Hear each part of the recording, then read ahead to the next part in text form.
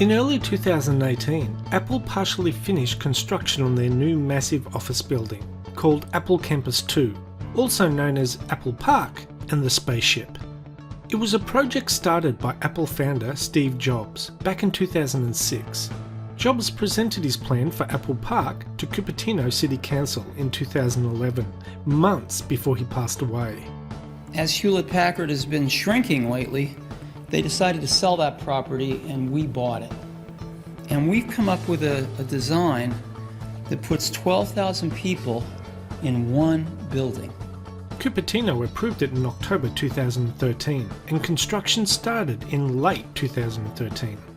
The land cost an estimated $160 million in 2011.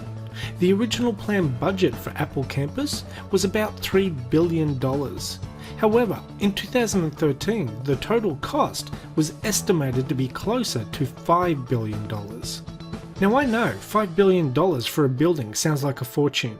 Then again, Apple can afford it.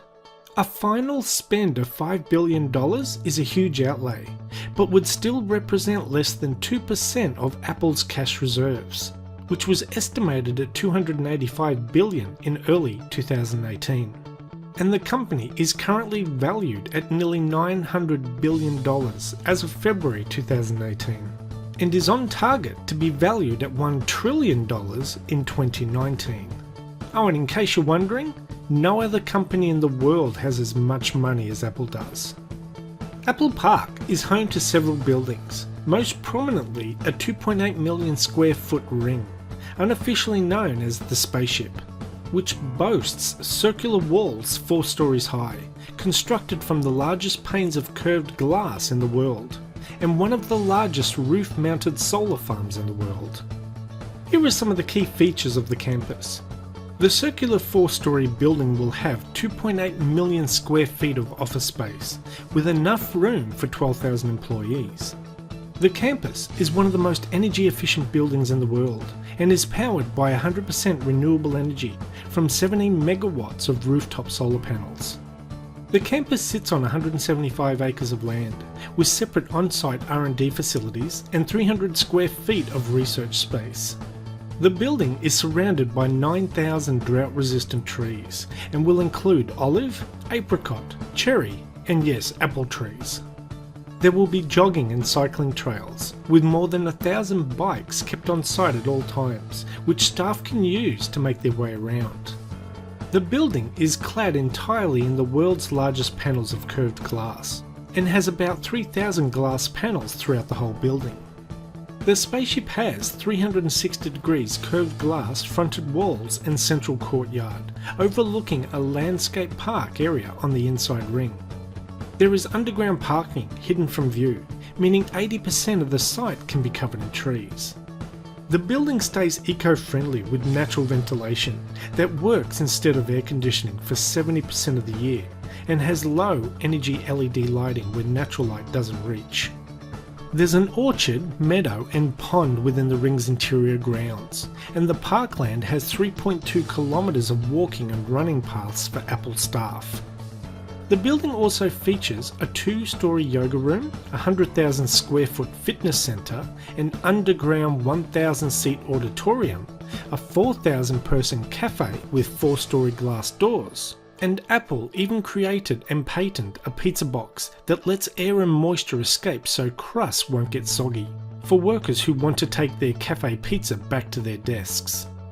The company's new 175-acre campus is 1 mile in circumference, with a diameter of 461 metres, and can house 12,000 employees. The main building was ready for employees to begin partial occupancy in January 2018, as the building was still not finished. The process of moving more than 12,000 people was estimated to take over 6 months.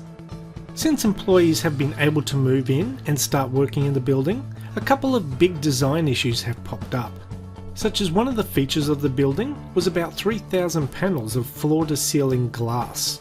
All that glass may let in a lot of light and save on energy, but it appears Apple employees have been injuring themselves after walking into glass walls and doors.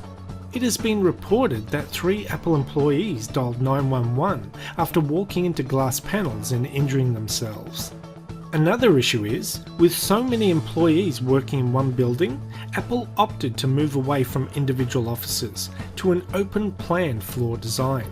This open plan layout is used in much of the building, with most employees situated around large tables instead of separated into individual offices or cubicles. This layout is intended to promote collaboration, but it hasn't gone down well with everyone. Apple employees are unhappy and reluctant to accept the working conditions on the campus. It has apparently angered some of the company's engineers and developers, who are used to private offices or cubicles. Open plan offices have become more common since the 1990s, but have come under scrutiny in recent years. A recent report stated that open plan offices are sabotaging employees' abilities to focus at work, with office workers losing 28% of their productive time due to interruptions and distractions. The biggest problem with companies changing anything are the workers. People in general hate change and are reluctant to change. But I guess if you want to work for one of the biggest companies